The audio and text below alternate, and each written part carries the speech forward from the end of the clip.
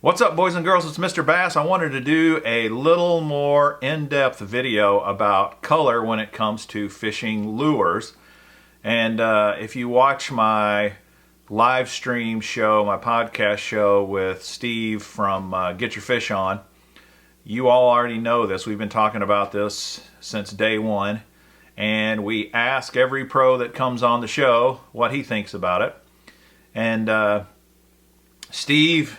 How this all got started is Steve one day said, color does not matter. And he was talking about the fact that a lot of the lure manufacturers, which he has worked with intimately, tend to say that color is more about sales than it is about catching fish. And I don't necessarily disagree with that, but I do know, and I run into this all the time, I do know there are times when color really critically matters. So let me give you probably the most important or the most obvious example. This is one that I did a little short on. And that has to do with my buddy Joe and I were out fishing yesterday, and it was really slow. We were trying chatterbaits, crankbaits, buzzbaits, poppers, you name it, we were trying it, and we were really having a tough time getting bit. There was balls of shad busting everywhere. It was just crazy, typical fall fishing. And so we knew if we kept at it, we'd find some fish chasing shad, and then we could try to figure out a way to catch them. Now the water, this is where color comes into play. The shad are white, and the shad are very white. And so you might say to yourself, well, I need a white bait. And this little crankbait right here, which is Rapala Dt4, is a very nice shad pattern. It's got a little gray on the back, white sides, chartreuse belly, but very subtle. And it probably doesn't show on the video, but it has a lot of sparkle in it to create a lot of flash. This is kind of a perfect match the hatch color, but this color would not catch them. It wouldn't work. And I think part of the reason is when you're looking at color, you want to try to match the hatch. If you know there's a bunch of white shad in the lake, you probably ought to go for white first, but you also got to look at the conditions. We had a lot of wind. It was very windy, and the water was dirty. And because, oh, here's another thing. Bright bluebird skies, not a cloud in the sky, super sunny. So those three combinations kind of all put together, we said to ourselves, Joe broke out a little square bill that he had, and it was pretty much this color. It had a blue back, chartreuse sides. And he said something along the lines of, I think we need a brighter color, and so that it shows up in that darker water. And we also need some flash to kind of attract their attention. So he started throwing that, and in short order he started catching them. So I went through my tackle box and I found this, the Rapala Dt4. I think this is called Caribbean shad. Blue back, little silver right here. Then it turns to chartreuse, and then a little bit of white in the belly. Okay, sorry my camera died, but check this bait out. You can see they loved this thing. They crushed this thing. They destroyed this thing. And I experimented all throughout the day. We would try other colors. We would try other crankbaits. And the type of crankbait didn't matter nearly as much as the color. The color's really what mattered. And this is what I mean by color matters. There are some days when color matters above everything else.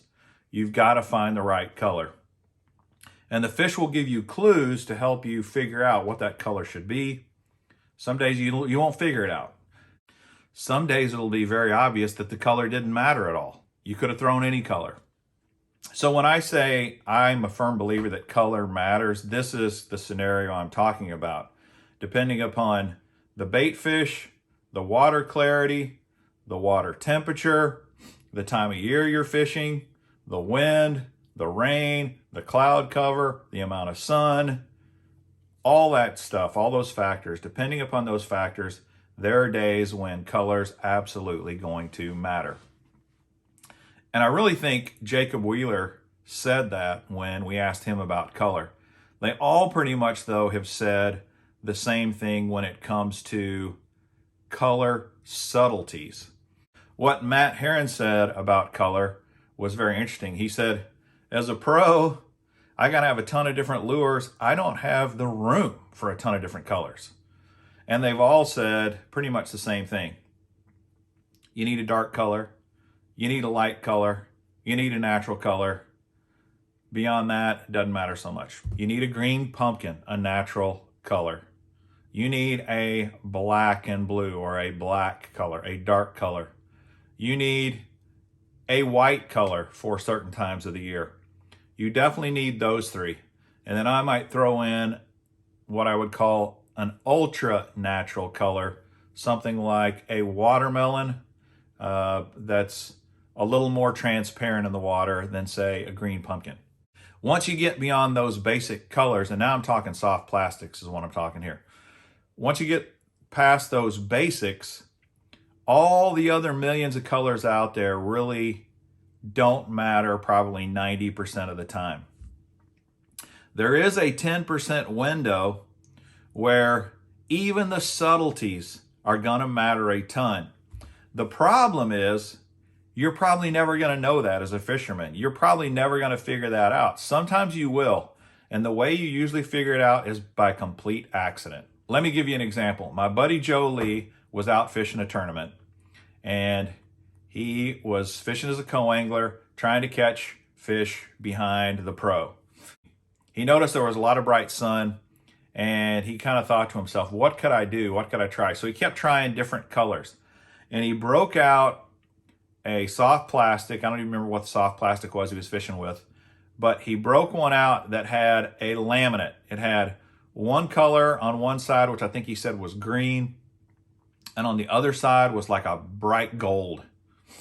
And he started fishing that, and he would watch it go down in the water, and he noticed that as the lure kind of tumbled in the water, that every time that gold would spin around, you would get a lot of flash. And he started slaying them. He started killing them, and he really did good on that tournament. And he said, you know, it was all, he said, I really think it was all about that laminate, the two-part color. Every time it flipped from the dark green color back to the gold color, that was enough to get their attention, and the fish were really attracted to that. That's when those 10% subtleties really matter. But man, he just got lucky. He's a great fisherman. The one thing he did do that helped him figure that out is he tried a bunch of different things. And if they're not biting, experiment, experiment, experiment, try, and you might hit on the right color. Or sometimes it's not the color, it's the bait you're using, the profile, you know, that kind of stuff. Let me just show you a few subtleties that I'm talking about. I'm going to use Cincos here. All right, so here is a black Cinco. Nice black color. Now here is a black Cinco with a little blue flake in it, but it's got a bright blue tip. Now, here's this 90-10 rule. 90% of the time, if they're hitting on black or dark colors, you can just use black. But there's about 10% of the time, if you throw in a black with a bright blue tip tail, you're gonna kill them, and you're gonna do way better than if you just used plain black. And so that's kind of what I'm talking about when I'm talking about colors, nuances, that kind of thing. Here's a couple of other black, if you will. This is a black and blue, but if you notice, this black and blue compared to black is way more blue than it is black. Sometimes that's going to matter. 90% of the time, it's not going to matter whether you throw this one or this one. Both of them are probably going to work just fine. Okay, and then here's another one. This is black with blue and gold flake. And again, very subtle nuance, very subtle difference. But sometimes that little gold flake, they're going to be all over that gold flake. You don't know when that is, though. So this is why it's probably smart to keep it simple. Because if you go crazy and buy 10,000 different colors of Cincos, and they make about that many colors, it's amazing how many colors they make, you're probably going to be pretty unhappy because you're never going to be able to really dial anything in. You're never going to be able to use all those colors. Just stick with a black and blue, a green pumpkin, a white, and something natural like a watermelon. All right, this is fun stuff for me. I love this kind of stuff. I love talking about this kind of stuff. I get a little nerdy about it. Let me show you another example. You might say, I already got the point. Yeah, I know. But let me just show you another fun example. Let's go with white. Here is an all-white, solid white Cinco. Again, 90% of the time, this is all you need. Perfect. Here, though, is a white Cinco with some silver flecks in it. Okay, now let's look at another white. Check out this white Cinco. See the differences?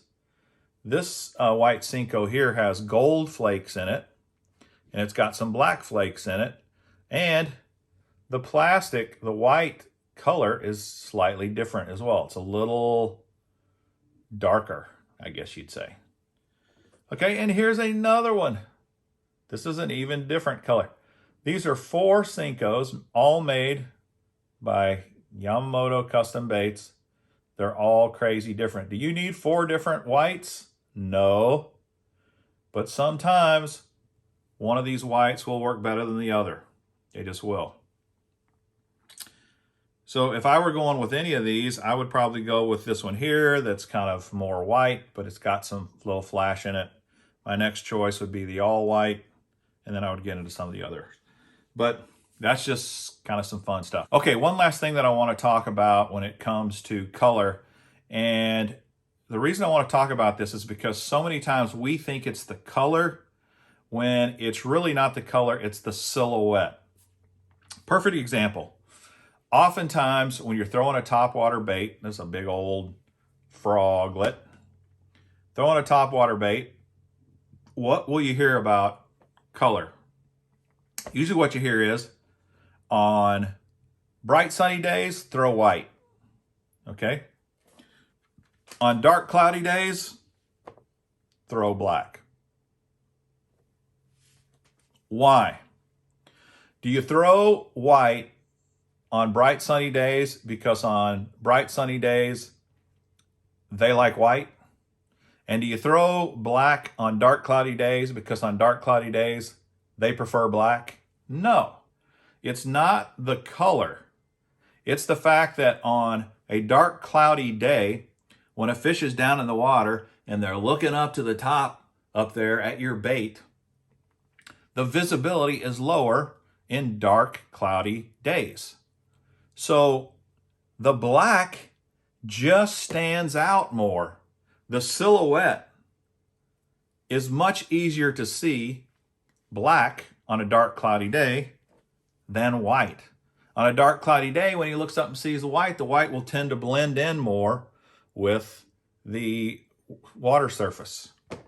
So it's not about color. The color don't matter at all, but it is about profile. On a dark cloudy day, you want the fish to look up and see your lure? Throw black. On a bright sunny day, you don't need black. In fact, black might be overbearing on a bright sunny day. So you throw white, he can still see it fine. He can still see the silhouette, and that white's probably a more natural color. Same thing. Why do we say throw a dark blue or a dark black and blue creature bait in real muddy water? Is it because in real muddy water the fish love black and blue? No. It's because a watermelon's hard to see in dark muddy water. It's just hard for the fish to see. A black bait or a black and blue bait in dark muddy water just creates an easier profile, an easier outline for the fish to key in on and hammer. So sometimes when we talk color, we're talking about color. This color, as in Caribbean shad, really mattered today. Other times, we're not really talking color. We're talking about profile, being able to see it better, making it show up better in the water. Hope this was informative and helpful. I really enjoyed talking about it. If so, please subscribe to the channel, smash that like button, share the video. That would be awesome.